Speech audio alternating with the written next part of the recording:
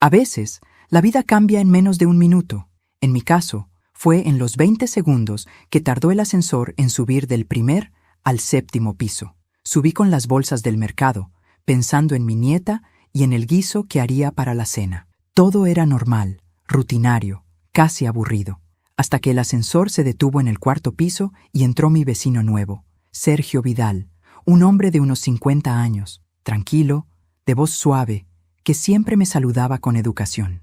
Pero esa tarde no me miró a los ojos. Tenía la respiración agitada y las manos le temblaban. Mientras el ascensor volvía a cerrarse, me entregó discretamente un pequeño papel doblado en 4 partes. Sus dedos rozaron los míos y supe que algo no estaba bien. Levanté la vista para preguntarle qué ocurría, pero él solo movió los labios y me susurró: «No diga nada». Abrí la nota sin pensar. Decía: «Finge que estás enferma y sal de aquí rápido». Me quedé paralizada. Mi primer impulso fue reírme, creer que era una broma absurda, pero entonces vi su rostro, pálido, tenso, como el de alguien que sabe que el peligro está demasiado cerca. Mi corazón empezó a latir con fuerza. No entendía nada, pero algo dentro de mí me gritó que confiara. Me llevé la mano al pecho y fingí un mareo. «Ay, Dios mío», dije tambaleándome. «No me siento bien». Sergio presionó el botón de emergencia. El ascensor se detuvo entre pisos y con un esfuerzo logró abrir parcialmente la puerta. «Salga, señora Graciela», susurró con firmeza. «Ahora». Y eso hice. Salí temblando, con las bolsas cayendo al suelo. Me apoyé en la pared del pasillo mientras él quedaba adentro, sosteniendo la puerta. Cuando nuestras miradas se cruzaron por última vez, entendí que no era un juego. Había miedo verdadero en sus ojos. Pero antes de continuar, quiero hacerte una invitación muy especial. Suscríbete al canal y deja tu me gusta. Esto me ayuda a ver que me apoyas y disfrutas de mis historias. Y comenta aquí abajo desde qué ciudad nos estás viendo. Ahora continuemos. Minutos después, las sirenas comenzaron a llenar la calle. El ruido venía del estacionamiento y el eco subía por los muros del edificio. Desde mi ventana vi llegar patrullas y una ambulancia. Los vecinos empezaron a salir de sus departamentos, alarmados. Alguien gritó que el ascensor estaba detenido entre pisos. Alguien más dijo que había sangre. No entendía nada. Quise bajar, pero mis piernas no respondían. Me senté en el pasillo, tratando de procesar lo ocurrido. Sergio, la nota, el miedo en su rostro. ¿Qué había querido evitar? ¿Qué sabía que yo no? Un agente golpeó mi puerta unos minutos después. «¿Usted es la señora Graciela Montoya?», preguntó con tono urgente. «Sí, oficial». «¿Qué sucede? ¿Conocía al señor que estaba en el ascensor con usted?». Mi corazón se detuvo. «¿Qué le pasó?». «Fue encontrado sin vida cuando llegaron los paramédicos. Sentí un vacío en el estómago». «¿Cómo que sin vida? Si acabo de hablar con él». El policía bajó la mirada. Al parecer, alguien lo atacó. Esa noche no pude dormir. Cada vez que cerraba los ojos, veía su mirada. Pensaba en esa nota y en cómo, de no haberle hecho caso, habría sido yo quien quedara allí. Encendí la lámpara. Abrí la nota una y otra vez, como si las letras fueran a cambiar. El papel estaba manchado de sudor. En el reverso había algo escrito con tinta azul muy tenue. «No confíe en nadie del edificio». Sentí un escalofrío recorrerme el cuerpo. ¿Cómo era posible? Vivo aquí desde hace más de 30 años. Conozco a todos. A Marta, la del quinto, que siempre me pide azúcar. A los hermanos Díaz, que se pasan el día discutiendo. A mi nuera, Claudia, que vive en el huerto con mi hijo. Me congelé. Mi nuera, la misma que hacía una semana había discutido conmigo por una vieja herencia. A la mañana siguiente, la policía volvió a interrogarme. Querían saber por qué Sergio me había entregado esa nota. No supe qué decir. Tal vez se confundió. Tal vez pensó que yo era otra persona. Pero en el fondo, sabía que no. Él sabía exactamente quién era yo.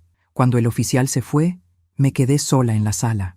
El ascensor seguía averiado y el silencio del edificio era insoportable. Tomé una decisión. No iba a quedarme esperando respuestas. Sergio había intentado salvarme por una razón. Y si esa razón tenía que ver con alguien dentro de estas paredes, entonces no iba a descansar hasta descubrir por qué alguien quería que yo no saliera viva de ese ascensor. Los días siguientes fueron una mezcla de silencio y susurros. El edificio entero parecía respirar distinto, como si las paredes retuvieran el eco de aquel crimen. Las puertas se cerraban más rápido, las cortinas se corrían con disimulo, y los ascensores, que antes eran el punto de encuentro entre vecinos, ahora se habían convertido en un lugar maldito. Cada vez que bajaba o subía por las escaleras, sentía las miradas clavadas en mi espalda. Algunos me saludaban con amabilidad fingida, otros simplemente apartaban la vista. Era como si todos supieran algo, menos yo. La policía había venido varias veces. Querían saber qué había pasado entre Sergio y yo. Les conté lo que recordaba, su mirada, la nota, el miedo. El agente principal, un hombre de rostro cansado, me escuchó con atención. ¿Y dice que no lo conocía?, preguntó. Apenas lo saludaba en el pasillo. Interesante, murmuró, revisando su libreta, porque encontramos su nombre escrito en una hoja dentro de su departamento. ¿Mi nombre?, pregunté sorprendida. ¿Está seguro? Graciela Montoya, 7º piso. Lo escribió junto a otros 2 nombres, pero los otros estaban tachados. No supe qué responder. El agente me observó unos segundos más y añadió: ¿Sabe usted si tenía enemigos? No, pero parece que yo sí tengo uno. Esa noche me costó dormir. El reloj marcaba las 2 de la madrugada cuando oí pasos en el pasillo. Me levanté en silencio y acerqué el oído a la puerta. Alguien estaba allí afuera, respirando. Sentí un nudo en la garganta. De pronto, algo cayó. Un pequeño sobre blanco se deslizó bajo la puerta. Esperé unos segundos antes de recogerlo. No tenía remitente. Lo abrí con manos temblorosas. Dentro había una hoja doblada y un recorte de periódico. El recorte hablaba del asesinato de un empresario envuelto en un escándalo financiero. En la hoja, con letra apurada, alguien había escrito: «Todo comenzó con la herencia de tu marido. No confíes en nadie». Dejé caer el papel. Mi marido, Eduardo Montoya, había muerto hace 6 años. La herencia había sido motivo de discusiones con mi hijo y con su esposa, Claudia. Ella había insistido en vender los terrenos familiares, pero yo me había negado. Esa disputa rompió la poca relación que teníamos. ¿Qué tiene que ver Eduardo con esto?, me pregunté en voz baja. A la mañana siguiente bajé al vestíbulo del edificio. Allí estaban los vecinos, reunidos como cuervos sobre un secreto. Marta, la del quinto, me miró con curiosidad. «Graciela, ¿ya supiste? ¿Qué cosa?» El hombre que murió en el ascensor era contador. Dicen que trabajaba para una mujer del 8º piso. Sentí un escalofrío. ¿Del 8º? Sí, Claudia Ríos. ¿No es tu nuera? No respondí. Solo asentí, intentando que no se notara el temblor en mis manos. Regresé a mi departamento con la mente girando. Sergio, la nota, el asesinato, el contador. Todo empezaba a conectarse, pero aún no entendía cómo. Esa tarde decidí ir al departamento de mi hijo. Daniel me recibió con una sonrisa cansada. «Mamá, qué sorpresa. Pasa, por favor». La casa estaba impecable, como siempre. Claudia, su esposa, apareció unos segundos después, vestida con una bata de seda, sonriendo con frialdad. «Qué gusto verte, suegra. ¿A qué debemos el honor? Solo quería saber si supieron algo de lo del ascensor», respondí, midiendo mis palabras. «Terrible, sí», dijo ella, fingiendo horror. «Ese hombre era mi contador». Me quedé helada. ¿Tu contador? Sí. Me llevaba algunos asuntos, cosas menores, nada importante. Dijo eso mientras evitaba mirarme a los ojos. Daniel intervino. «Mamá, no empieces, por favor». «No empiezo nada, hijo. Solo pregunto». «De verdad, no hay nada raro», añadió Claudia, sonriendo. «Ese hombre tenía enemigos. No me sorprende que haya terminado así». Me despedí rápido, con el corazón acelerado. No sabía si era mi imaginación, pero había algo en su tono, una seguridad inquietante, como si supiera más de lo que decía. Esa noche revisé los documentos viejos de mi esposo. En una de las carpetas encontré una hoja con un nombre subrayado: Sergio Vidal, el mismo hombre que me había entregado la nota, y en el margen la letra de mi marido había escrito: «Contactar si algo me pasa». Se me heló la sangre. ¿Sergio conocía a Eduardo? ¿Me estaba cuidando por encargo de mi propio esposo? ¿Y Claudia? ¿Qué papel jugaba en todo esto? A medianoche decidí salir al pasillo. No podía dormir. Al llegar al ascensor, vi algo que me heló la sangre. La puerta estaba abierta, aún con las manchas secas del día del crimen. En el suelo, una pequeña mancha de tinta azul. la misma tinta de la nota que Sergio me había entregado. Miré hacia arriba, hacia el piso 8, y por un instante juraría haber visto la sombra de una mujer observándome desde el pasillo superior. Una sombra alta, quieta, con una bata de seda idéntica a la de Claudia. Me retiré despacio, cerré la puerta de mi departamento y aseguré la cerradura. Me senté en la oscuridad sin poder dejar de pensar. La nota, el recorte, el nombre de mi esposo, la conexión con Sergio, todo apuntaba a una verdad que apenas empezaba a asomar. Y aunque el miedo me paralizaba, dentro de mí crecía otra cosa, una sospecha que dolía más que el terror.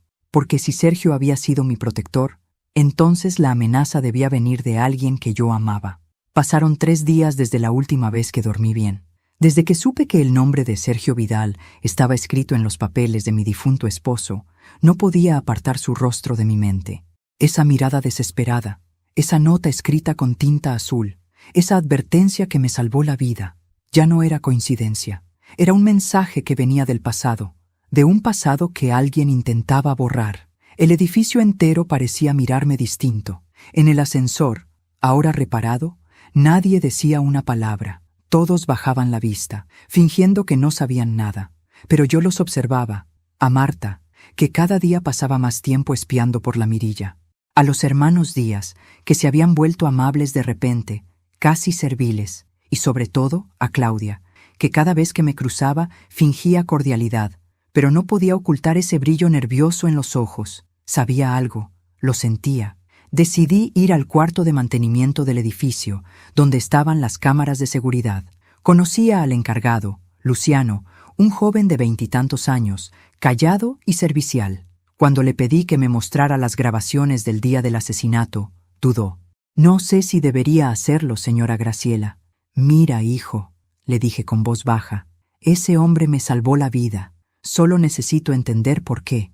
Luciano asintió, cerró la puerta, encendió la pantalla y comenzó a reproducir las imágenes. El video mostraba el pasillo del 4º piso. Sergio entraba al ascensor, luego yo, y después, nada. La grabación se detenía justo antes de que él me entregara la nota. «¿Ves?», dijo Luciano. «Hay un corte de 5 minutos. ¿Y quién puede acceder a esas grabaciones? Solo el administrador y, bueno, algunos propietarios, si lo piden con autorización». «¿Propietarios como quién?» «Por ejemplo, la señora Claudia Ríos». El corazón me dio un vuelco. ¿Mi nuera? Sí. Pidió acceso hace 2 semanas para revisar un supuesto robo en su departamento. No dije nada. Luciano siguió buscando entre los archivos y encontró algo más. «Mire esto», dijo, ampliando la imagen. En el pasillo del 8º piso, apenas 1 hora antes del crimen, se veía a Claudia entrando al edificio con un bolso grande de color negro. 10 minutos después, salía corriendo. «¿Podrías hacerme una copia de esto?», le pedí. «Por supuesto. Pero tenga cuidado, señora. No todos en este edificio son lo que parecen». Esa tarde regresé a casa con la memoria USB en el bolsillo. La miraba como si fuera una bomba de tiempo, la prueba de que algo terrible había estado frente a mí sin que lo viera. Encendí la computadora y revisé la grabación una y otra vez. Ahí estaba Claudia, su andar apresurado, su rostro oculto tras unas gafas oscuras, el bolso presionado contra su cuerpo. Y algo más. Cuando salía del edificio, miraba hacia arriba, hacia mi ventana. El miedo se mezclaba con la ira. Si Sergio estaba conectado con mi esposo y Claudia había estado en el edificio ese día, entonces no había sido un asesinato al azar. Había sido una advertencia fallida. Y yo había sido el blanco original. Decidí guardar las pruebas en un sobre sellado, junto con la nota que Sergio me había dado. Las escondí en el doble fondo de un cajón. Pero esa noche, alguien entró en mi departamento. El ruido me despertó cerca de las 2 de la mañana. Era un sonido leve, casi imperceptible, el crujir del parquet en la sala. Me levanté sin encender la luz, descalza, con el corazón latiendo a 1000. Desde la penumbra, vi una sombra moverse cerca del escritorio. No podía distinguir quién era, pero vi su silueta, delgada, femenina, y en su mano brillaba algo metálico, una llave.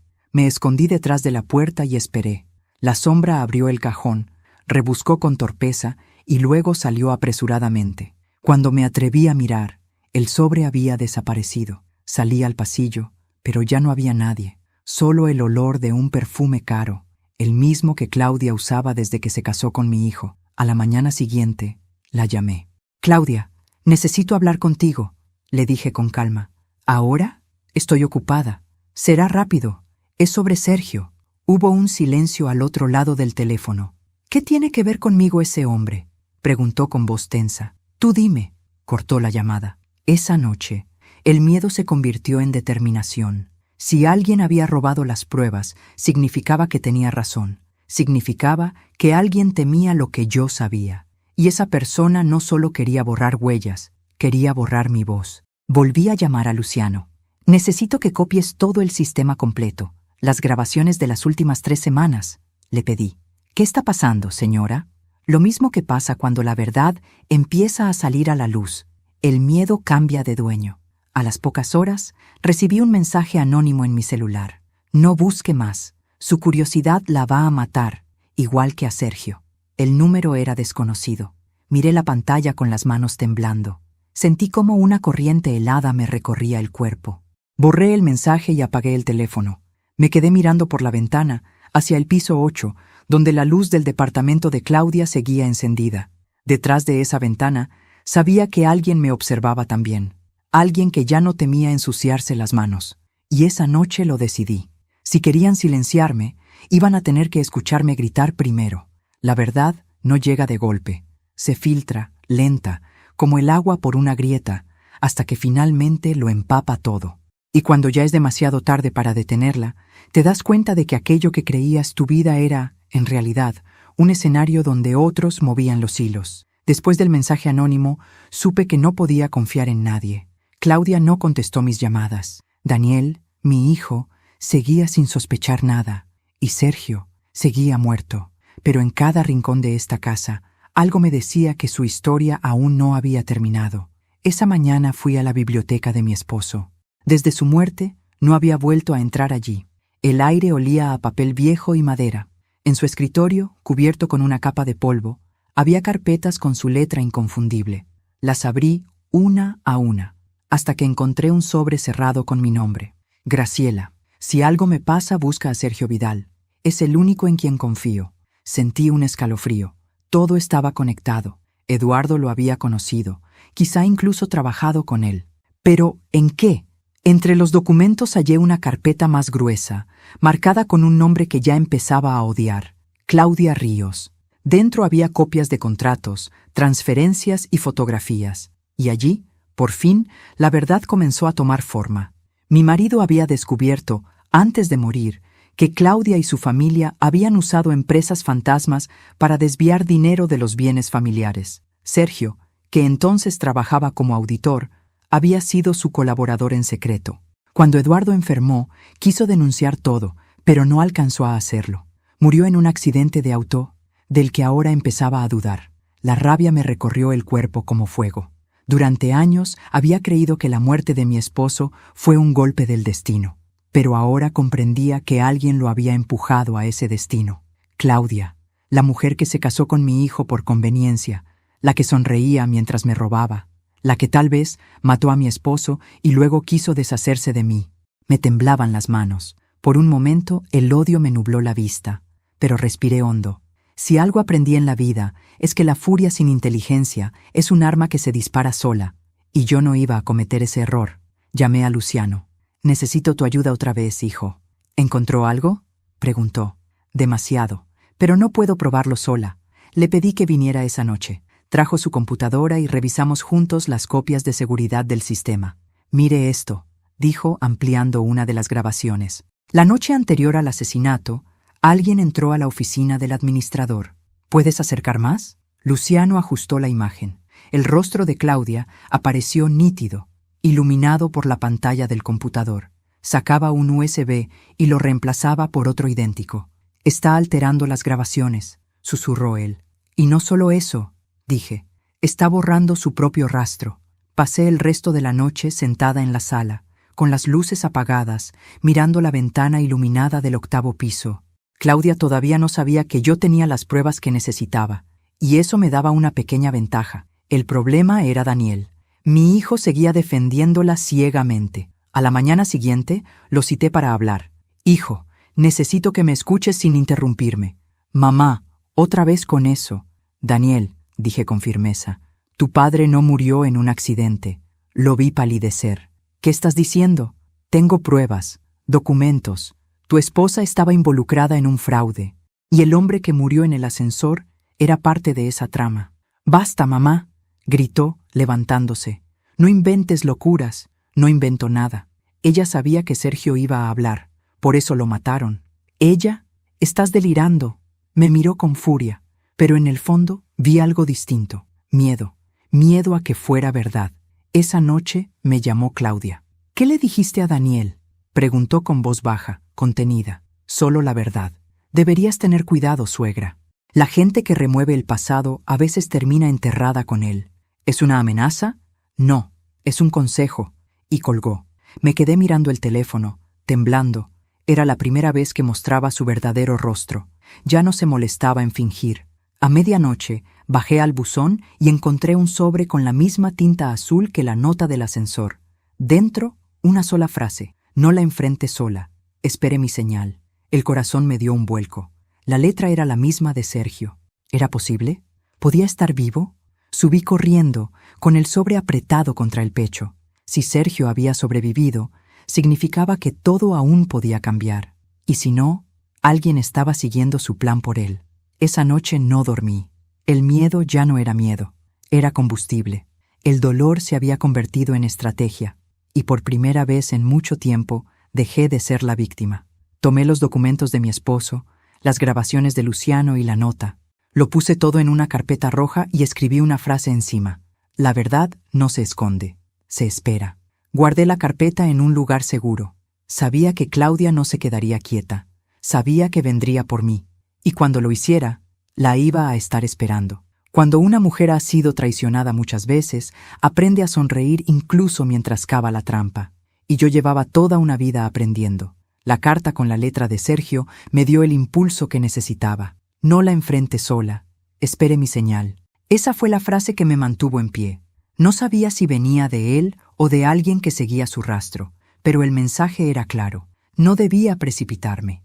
Pasé los días siguientes planificando. Había que hacerlo con calma, sin levantar sospechas, porque si algo caracterizaba a Claudia, era su habilidad para fingir. Sabía manipular, sabía mentir y, sobre todo, sabía esconder el miedo. Decidí organizar una cena familiar. Era algo que no hacía desde antes de la muerte de Eduardo. Llamé a Daniel con la voz más dulce que pude fingir.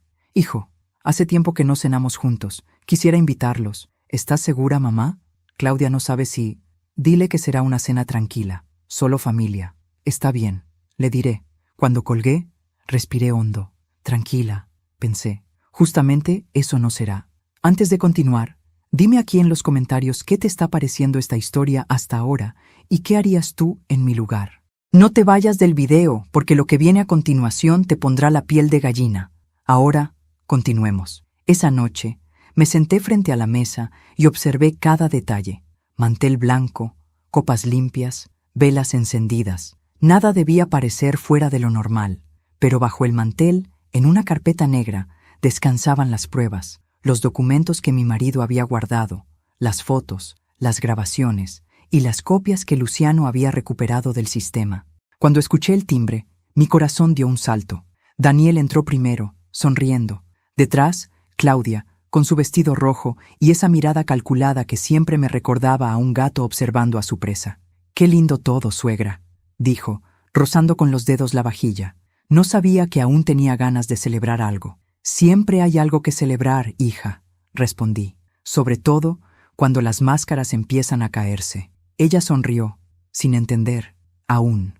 El invitado especial llegó unos minutos después, Luciano. «¿Y este quién es?», preguntó Claudia con tono molesto. «Un amigo de la familia», dije. «Me ha ayudado mucho últimamente». Luciano saludó cortésmente y se sentó a mi lado. El ambiente era espeso. Daniel intentaba romper el hielo con banalidades, pero la tensión se podía cortar con un cuchillo. Comenzamos a cenar. Entre bocados y miradas, yo esperaba el momento justo. Cuando Claudia sirvió el vino, vi sus manos temblar apenas. Era mínima la señal, pero para mí fue suficiente. Sabía que algo la inquietaba. Quizá intuía que ya no controlaba el tablero. Daniel, dije en voz alta, fingiendo una sonrisa. ¿Recuerdas al hombre del ascensor? Él asintió, incómodo. ¿Por qué lo mencionas? Porque me he enterado de algo interesante. Saqué del cajón la carpeta negra y la puse sobre la mesa. Claudia palideció. ¿Qué es eso?, preguntó. La verdad, respondí. Luciano encendió su computadora portátil y proyectó en la pared una imagen, una de las grabaciones recuperadas. En ella se veía claramente a Claudia entrando al cuarto de mantenimiento, reemplazando un USB. Daniel se levantó de golpe. ¿Qué significa esto? Que alguien, respondí, borró las grabaciones que podían demostrar quién mató a Sergio Vidal. Claudia intentó mantener la calma. No sé de qué hablan. Claro que lo sabes, dije, firme. Sergio trabajó con Eduardo. Y cuando tu suegro descubrió tus fraudes, lo hiciste callar. El silencio cayó como un martillazo. Daniel se llevó las manos a la cabeza. Claudia, dime que no es cierto. Por supuesto que no, gritó. Esa grabación es falsa. Luciano la miró sin pestañear. Podría ser, si no fuera porque también tengo los archivos financieros que ella modificó y las transferencias a su nombre. Claudia perdió el color. Intentó levantarse, pero Daniel la detuvo. ¿Qué hiciste, Claudia? Ella no respondió. Solo empezó a llorar, cubriéndose el rostro con las manos. Yo la observé en silencio. No sentí alivio ni triunfo, solo una tristeza profunda. Había amado a esa mujer como a una hija, y ella me había devuelto veneno. Pero la justicia, aunque tarde, llega. El teléfono de la sala sonó de pronto. Luciano contestó y me lo pasó. Para usted, señora. Al otro lado, una voz desconocida dijo, ya está hecho. El expediente fue entregado. Ella no saldrá del país. Colgué sin decir palabra. Claudia me miró aterrada. ¿Qué hiciste? Nada que no merezcas, respondí. Solo devolví el favor que me diste en el ascensor. Daniel, en shock, se dejó caer en la silla. Claudia comenzó a gritarle que todo era mentira, que yo la estaba manipulando, que lo perdería todo. Pero él ya no la escuchaba. Solo repetía, tú lo mataste, tú lo mataste. Ella se derrumbó, llorando, y en ese momento supe que había terminado. Esa noche, cuando se la llevaron los agentes, el edificio entero salió al pasillo. Nadie decía nada, solo observaban cómo la mujer del vestido rojo bajaba las escaleras esposada. Luciano se acercó y me dijo, «Hizo lo correcto, señora». «No», respondí, «hice lo necesario». Cuando cerraron la puerta y el silencio volvió, miré al techo, a las cámaras y susurré, «Gracias, Sergio», porque aunque nunca volví a verlo, entendí que él fue la primera ficha en un plan que empezó mucho antes de que yo lo supiera. Pasaron 3 días desde la noche de la cena. 3 días en los que no dormí, no comí y apenas hablé con nadie. El edificio, antes lleno de murmullos, ahora parecía respirar en silencio. Nadie mencionaba el nombre de Claudia. Nadie se atrevía. Pero su sombra seguía allí, flotando en el aire como un perfume que no se va. Daniel no volvió a casa. Lo entendía. Necesitaba tiempo para digerir que la mujer con la que compartió una década había sido capaz de tanto. Y yo, aunque no lo decía en voz alta, también necesitaba asimilar que la persona que más daño me había hecho seguía viva y quería verme. La llamada llegó una tarde, cuando el cielo se pintaba de gris. ¿La señora Graciela Montoya?, preguntó una voz firme al otro lado. Sí, la interna Claudia Ríos solicita verla. Está bajo custodia preventiva. ¿Verme? ¿Para qué? Dice que tiene algo que confesarle. Por un momento pensé en negarme. No le debía nada. Pero algo en mi interior me impulsó a aceptar. Quizás necesitaba escucharla decirlo. Quizás, en el fondo, quería mirar al monstruo a los ojos y comprobar que, efectivamente, había sido humano alguna vez. El centro de detención olía a humedad y desinfectante. El eco de las puertas metálicas se mezclaba con el murmullo lejano de las custodias. Cuando me guiaron hasta la sala de visitas, la vi detrás del vidrio, pálida, despeinada, sin maquillaje. Su mirada, antes altiva, ahora era un pozo vacío. Por un segundo sentí lástima. Solo un segundo. «Gracias por venir», dijo, tomando el teléfono. «No vine por ti, Claudia», respondí. «Vine por la verdad». Ella bajó la mirada y respiró hondo. «No maté a Sergio», dijo de pronto. Me quedé en silencio. «¿Qué? Escúchame. No lo maté yo. ¿Y quieres que crea eso?» Fue Daniel. El mundo pareció detenerse. «¿Qué estás diciendo?», susurré. «Sergio sabía cosas sobre mí». «Sí, pero también sabía cosas sobre tu hijo». «No», grité. ¡Eso es mentira! No, Graciela. Tu hijo se asustó. Pensó que si Sergio hablaba, toda la familia quedaría manchada. Lo enfrentó en el ascensor. Se pelearon. El golpe fue más fuerte de lo que esperaba. Yo llegué después. Me quedé paralizada. ¿Por qué inventar eso ahora? Porque no me conviene morir sola, respondió mirándome con un brillo helado en los ojos. La custodia golpeó la puerta, pero pedí unos minutos más. Necesitaba entender si lo que acababa de oír era una mentira más o la pieza que faltaba del rompecabezas. Claudia continuó con la voz casi temblorosa. Yo intenté cubrirlo, borré las grabaciones, manipulé los archivos, pero todo fue por él, Graciela, no por mí. ¿Y por qué confesar ahora? Porque él no tardará en hundirte a ti también. Lo conozco, es débil, no soportará la culpa. Me quedé mirando su rostro. No había lágrimas, ni remordimiento, solo una calma inquietante, la de alguien que sabe que su última carta aún puede causar estragos. ¿Por qué me citaste, Claudia?, pregunté al fin. Porque quiero un trato, dijo. Si me ayudas a salir, prometo entregarte algo que tu esposo dejó antes de morir. ¿De qué hablas? De una grabación. Eduardo sabía que algo iba a pasar, y la dejó conmigo. ¿Una grabación? Sí, pero si no salgo de aquí, nadie la verá jamás. La miré en silencio. Sabía que podía ser un engaño, otra manipulación más, pero también sabía que Claudia nunca decía algo sin un propósito. ¿Dónde está?, pregunté. Ella sonrió. Ah, no, querida. Primero quiero mi libertad. Luego te daré el resto. El guardia abrió la puerta. Tiempo terminado. Claudia colgó el teléfono, se levantó y antes de irse me dijo, sin mirarme: si crees que ganaste, estás equivocada. Tu familia sigue manchada. Sergio solo destapó la mitad. Regresé a casa con la mente en guerra. Su historia era absurda, pero había algo en su tono, una verdad escondida entre mentiras. Daniel no respondía a mis llamadas, y en el fondo, un miedo horrible empezó a crecer. ¿Y si Claudia no mentía? ¿Y si mi hijo realmente había estado allí, en ese ascensor? Busqué la carpeta con las pruebas, las fotos, los registros. Había olvidado un detalle. En una de las imágenes del ascensor, justo en el reflejo del acero pulido, se veía una sombra, alta, masculina.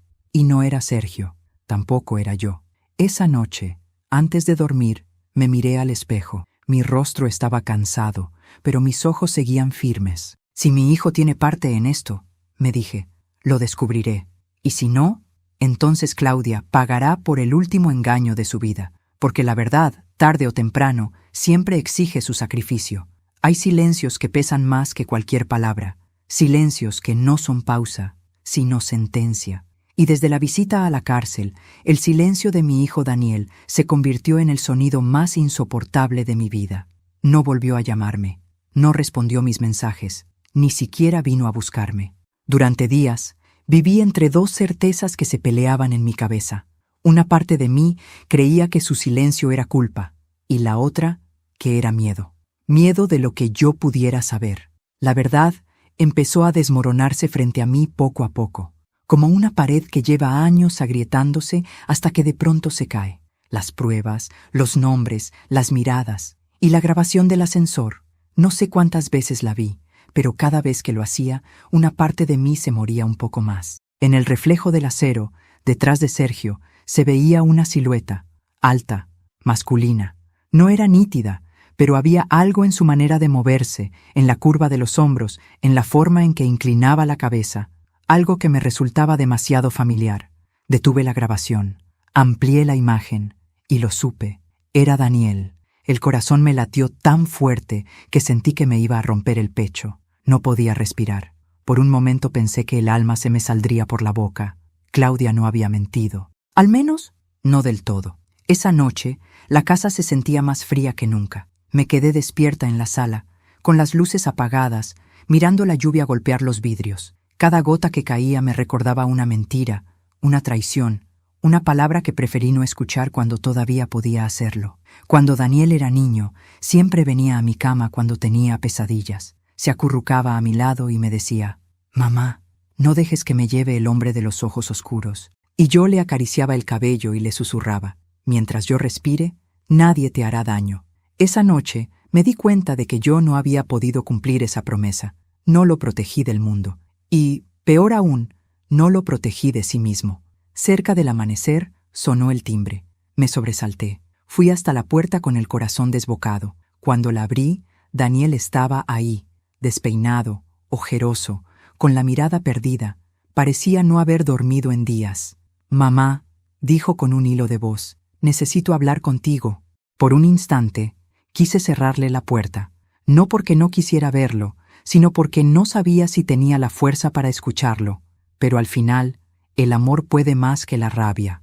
«Pasa», susurré.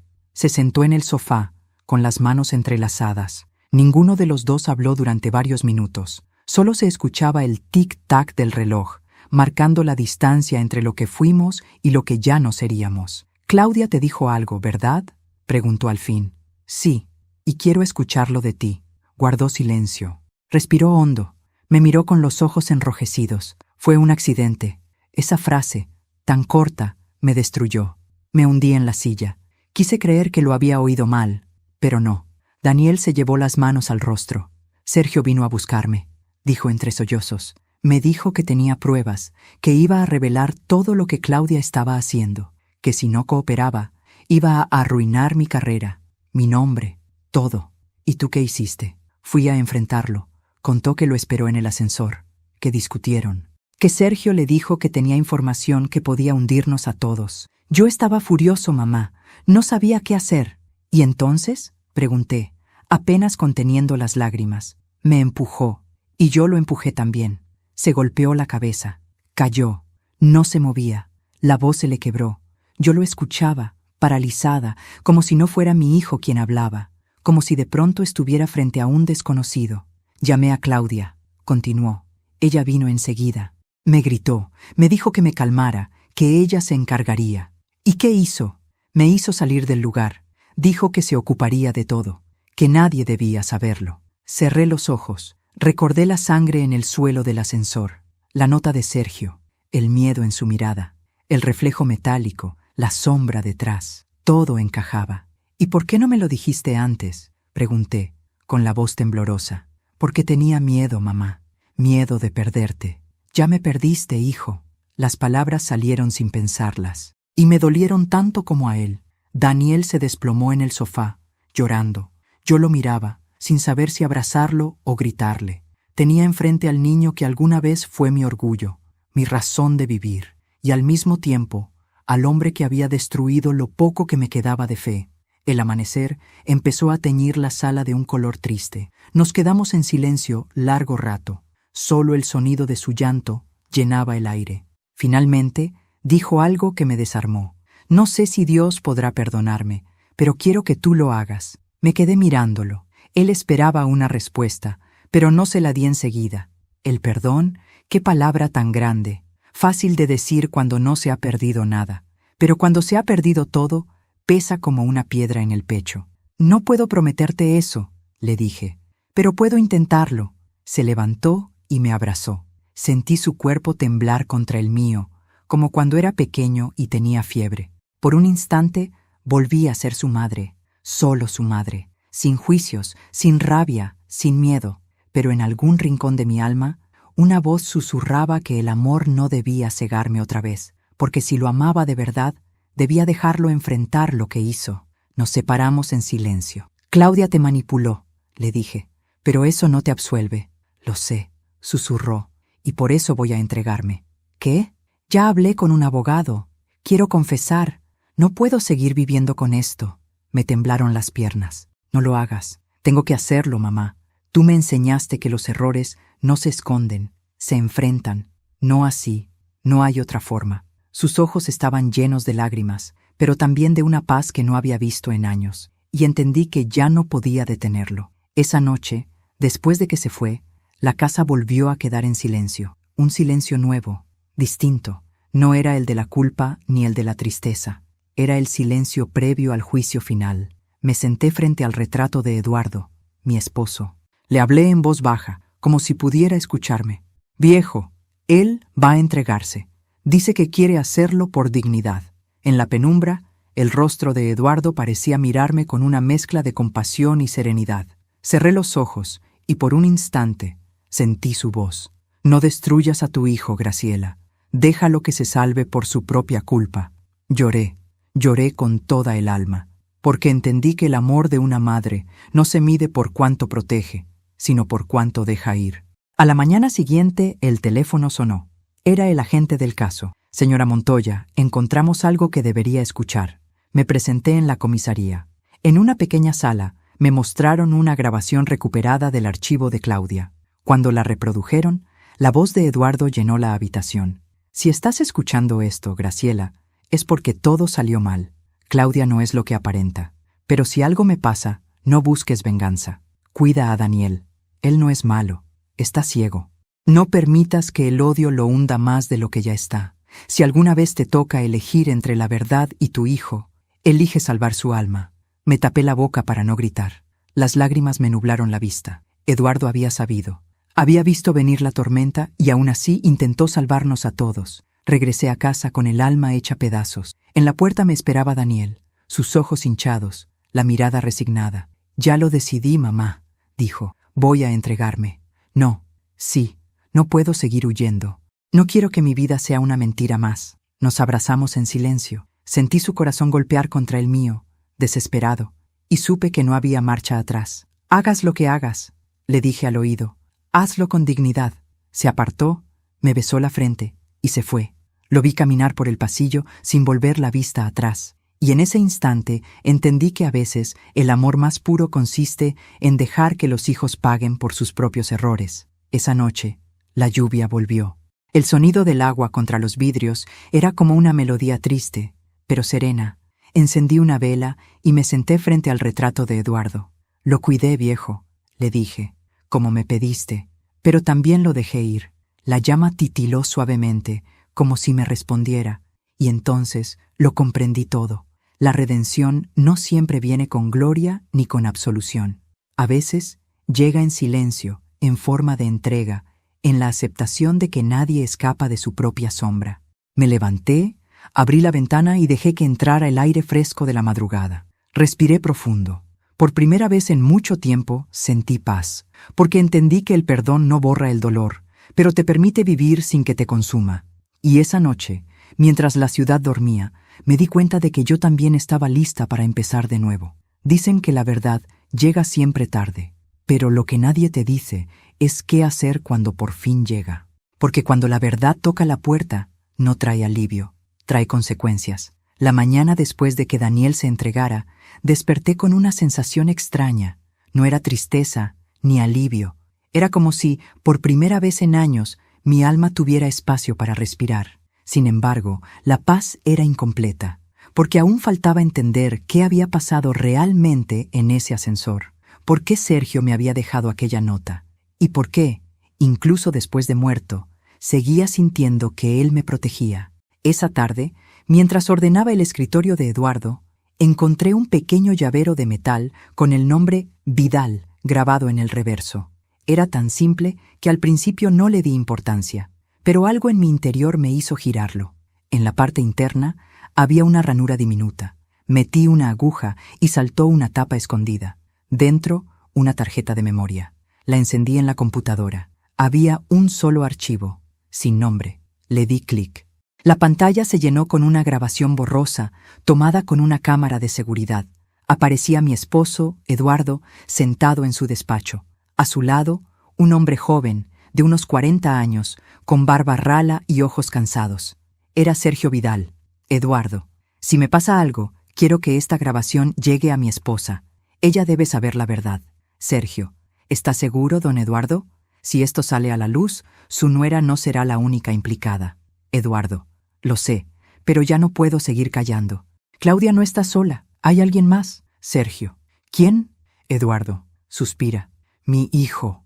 Me tapé la boca. El corazón me golpeó con tanta fuerza que tuve que sentarme. Seguí mirando. Eduardo, Daniel firmó documentos sin saber lo que hacía. Ella lo usó, pero si esto continúa, terminará arruinando su vida. Si tú puedes proteger a Graciela y a él, hazlo. Sergio, haré lo que pueda, pero si algo le ocurre, sabrán que fue ella. Eduardo, y si yo muero, dile a Graciela que no fue un accidente. El video se cortó. Me quedé mirando la pantalla durante varios minutos, incapaz de moverme. Sergio había sido el guardián de mi esposo, y después, el mío. Él sabía lo que estaba por pasar, y me dejó aquella nota no solo para salvarme de Claudia, sino también de mi propio hijo. Esa noche volví al edificio del ascensor. Necesitaba mirar ese lugar una última vez. El administrador me permitió pasar, aunque ya lo habían sellado. El pasillo estaba vacío. Las luces parpadeaban con un zumbido suave. El ascensor permanecía cerrado, pero la sangre, ya seca, seguía marcando el suelo como una cicatriz. Me arrodillé frente a la puerta y apoyé la frente contra el metal frío. «Gracias, Sergio», susurré, porque ahora entendía todo. 10 minutos después de que me entregó la nota, cuando salí corriendo de allí fingiendo estar enferma, él no bajó solo. Reproduje en mi mente la escena como si estuviera ocurriendo otra vez. El ascensor se cerró. Sergio quedó dentro. Daniel, nervioso, lo esperaba abajo. Discutieron. Sergio trató de protegerme y de advertirle. Daniel, cegado por el miedo, lo empujó. Sergio cayó. Y cuando Claudia llegó, ya era tarde. Ella aprovechó la tragedia para borrar pruebas, manipular grabaciones, eliminar rastros. Y durante todo ese tiempo, yo, ciega por la rabia, la odié sin saber que, en el fondo, ella solo había encubierto el pecado de mi propio hijo. El día siguiente, amaneció con un cielo gris. Recibí una llamada del fiscal. «Señora Montoya, su hijo confesó parcialmente. Dijo que fue un accidente, que no hubo intención. ¿Y qué pasará con él? El juez lo decidirá. Pero sus declaraciones ayudaron a esclarecer la red de corrupción. Gracias a usted, el caso se cerrará con justicia». Colgué el teléfono sin decir nada. Justicia. Qué palabra tan vacía cuando ya se ha perdido todo. Las semanas siguientes fueron un desfile de periodistas, abogados y vecinos curiosos. El edificio se llenó de rumores. Algunos decían que había una maldición. Otros que la vieja del 7º piso, yo, era una bruja vengativa. Aprendí a no escuchar. La gente siempre busca entretenimiento en el dolor ajeno. Pero una mañana, al bajar al buzón, encontré un sobre sin remitente. Dentro había una sola hoja. «Gracias por creer en mí hasta el final. S». No pude evitar sonreír. Era su letra, temblorosa, apurada, pero inconfundible. No sabía si la había dejado antes de morir o si alguien la había puesto allí en su nombre. Pero en el fondo no importaba. Era el cierre que necesitaba. Con el tiempo, Daniel fue condenado a una pena reducida. El juez consideró que no hubo intención de matar. Yo asistí al juicio cada día, sentada en la última fila. No para juzgarlo, sino para acompañarlo, aunque él no siempre se atrevía a mirarme. Durante su última declaración, dijo algo que me hizo llorar. «No pido clemencia, solo quiero que mi madre sepa que todo lo que soy, lo bueno y lo malo, lo aprendí de ella». Y por primera vez en meses, sonreí, porque en medio de tanto dolor, esas palabras fueron mi redención. Cuando salió de prisión, 2 años después, vino a verme. Había envejecido, pero sus ojos tenían una luz nueva, humilde. Nos abrazamos largo rato. No hablamos del pasado. Ya no hacía falta. El perdón había dejado de ser una palabra y se había convertido en un lugar donde ambos podíamos respirar. «¿Y ahora qué harás?», le pregunté. «Irme», respondió. «Empezar en otro lugar». Pero esta vez sin mentiras. «¿Y Claudia?». «Pidió el divorcio desde la cárcel. No quiero volver a saber de ella». Asentí en silencio. Cuando se fue, lo vi caminar por el pasillo del edificio, igual que aquella noche en que se entregó, solo que ahora ya no iba huyendo, iba buscando volver a vivir. Pasaron meses. El edificio, antes cargado de sombras, empezó a llenarse de vida. Nuevos vecinos, niños riendo en los pasillos, flores en las ventanas. Yo también empecé a salir más. Volví a la jardinería, a leer en el parque, a mirar los atardeceres sin sentir culpa. Una tarde, mientras podaba mis rosales, se me acercó una mujer joven. Tenía el cabello castaño y los ojos claros. «¿Usted es la señora Montoya?», preguntó. «Sí, soy la hija de Sergio Vidal». Me quedé sin palabras. «Mi padre hablaba mucho de usted», dijo con una sonrisa tímida. «Siempre decía que si algo le pasaba, yo debía venir a agradecerle». «¿Agradecerme?». «Sí, porque decía que usted representaba lo que él nunca tuvo, una conciencia limpia». Le tembló la voz. Yo le acaricié la mejilla. «No, hija, fue al revés. Él me enseñó a no rendirme. Ella me entregó una cajita pequeña. Esto era suyo. Lo guardó con su nombre. Dentro había un colgante de plata con una inscripción: 10 minutos pueden cambiar una vida. Y entonces lo entendí todo. Sergio había sabido que esos 10 minutos, entre que me entregó la nota y su muerte, serían el punto de quiebre de mi historia. 10 minutos para salir del ascensor, salvarme y empezar a descubrirlo todo. Esa noche encendí una vela por él, y por Eduardo, y por todos los silencios que habían terminado en gritos. Me senté frente a la ventana, mirando las luces de la ciudad, y pensé en lo que habíamos vivido, en cómo la vida puede torcerse con una sola decisión, en cómo el amor y la culpa pueden confundirse, y en cómo, a pesar de todo, siempre existe una forma de redimirse. A veces me preguntan si me arrepiento de haber destapado toda esta historia. Les digo que no, porque la verdad duele, sí, pero la mentira envenena lento. Y prefiero una herida limpia que una vida podrida de secretos. Mi hijo ahora vive lejos, me llama cada semana. Tiene una voz distinta, más tranquila, más serena. A veces me envía cartas, siempre firmadas igual: tu hijo, el que aprendió a decir la verdad. Y cada vez que las leo, siento que, de algún modo, también Eduardo y Sergio descansan en paz. Hoy, mientras escribo estas últimas líneas, el sol entra por la ventana. El ascensor del edificio vuelve a funcionar. Ya nadie le teme. A veces escucho a los niños jugar cerca de él, reír sin saber todo lo que ese lugar ocultó alguna vez. Yo los miro desde mi balcón, con una taza de té caliente en las manos, y pienso que quizás la vida sea eso, un ascensor que sube y baja, llevándonos por momentos que creemos eternos, hasta que alguien nos deja una nota que cambia el rumbo. Sonrío, cierro los ojos y susurro: gracias, Sergio. Gracias, Eduardo. Gracias, vida. Porque 10 minutos después, entendí que no se trata de cuánto dolor podamos soportar, sino de cuánto amor somos capaces de conservar después de perderlo todo. Dicen que cuando una mujer llega a cierta edad, ya no teme a nada. No es verdad. Solo aprende a temer de otra forma. Ya no teme al dolor ni a la soledad. Teme a olvidar quién fue. Yo, Graciela Montoya, pasé por la oscuridad más profunda que una madre puede imaginar. Vi morir a un hombre bueno. Descubrí la traición en mi propia casa. Y entendí que el amor, ese que creemos eterno, también puede volverse un arma si se usa mal. Durante años pensé que la vida me había quitado demasiado. Pero ahora sé que en realidad me estaba devolviendo lo esencial: la verdad, aunque duela, la libertad, aunque tarde, y la paz, aunque llegue en silencio. El perdón no significa olvidar, significa recordar sin que el recuerdo te destruya. Y cuando logras eso, cuando puedes mirar atrás sin rencor, entonces, por fin, la vida te devuelve la sonrisa. A veces me despierto en la madrugada y me quedo mirando la ventana. El edificio duerme. Las luces del ascensor parpadean suavemente y pienso que, en algún lugar, Sergio y Eduardo siguen velando por mí. Quizá también sonríen, sabiendo que su sacrificio no fue en vano. Mi hijo, Daniel, ahora vive lejos. Nos escribimos cartas cada semana. No hay reproches, solo palabras simples, humanas, sinceras, porque aprendimos, los dos, que la verdad, por cruel que sea, une más que cualquier mentira bien dicha.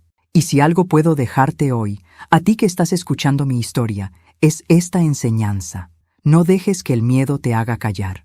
No permitas que la culpa de otros te robe la voz. Y sobre todo, no confundas amor con obediencia. El amor verdadero nunca te obliga a renunciar a ti misma. A veces basta una nota, un gesto o un simple «finge que estás enferma» para cambiar el rumbo de toda una vida. Y aunque el pasado no se puede reescribir, sí se puede aprender a contarlo sin lágrimas. Y ahora, antes de despedirme, quiero hacerte una invitación muy especial. Suscríbete al canal si aún no lo has hecho, y deja tu me gusta si esta historia tocó tu corazón.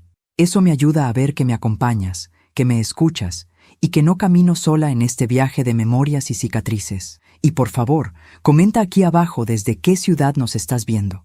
Me encantará leerte, saber desde dónde llega tu voz, porque cada historia, cada comentario, es una prueba de que todavía hay personas que sienten, que lloran y que creen en la fuerza de la verdad. Soy Graciela Montoya, y esta fue mi historia, una historia de dolor, redención y amor verdadero. Gracias por escucharme. Gracias por quedarte hasta el final. Y recuerda, la verdad puede tardar, pero siempre llega.